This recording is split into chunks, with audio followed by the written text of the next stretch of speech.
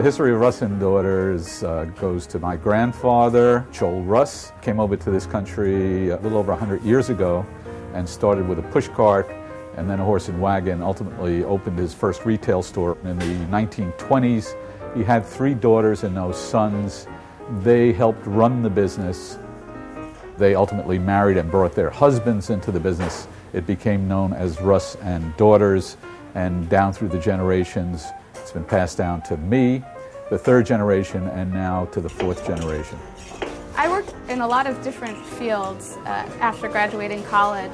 In a way, I think I was checking off everything from my job list that I thought I would do other than Russ and Daughters. To know what other professions were really like, with which I could make an informed decision whether or not I wanted to come back to the family business. Before I worked here in the family business, I worked out west for a high-tech company as a chemical engineer. I was never involved in the business before I had that other job.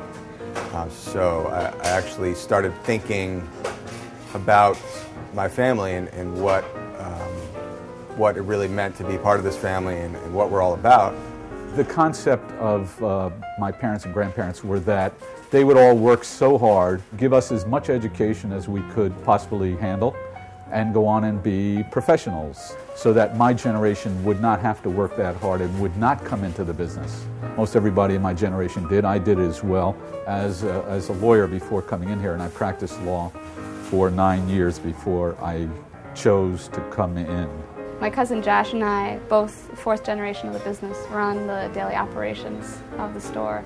And we came together and looked at who was best suited for which roles in the business. And so it was a very natural division of labor based on people's skills. And my father, who's the 3rd generation, is the chairman emeritus, and he's always available for consultation.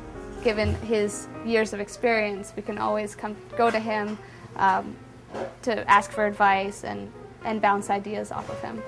I never really had any pressure at all, which created a pretty good situation for me, because with that pressure to join a business comes resentment, and I did not have any of that. So it was an easier way to move into the business and to work in the business. Well, so I'm often asked, how did you go about getting the next generation in the business? And I wish I could tell you I had some great formula and strategy for doing it, but it's clear to me the way to get them in is to pretend that you don't want them in, and that works.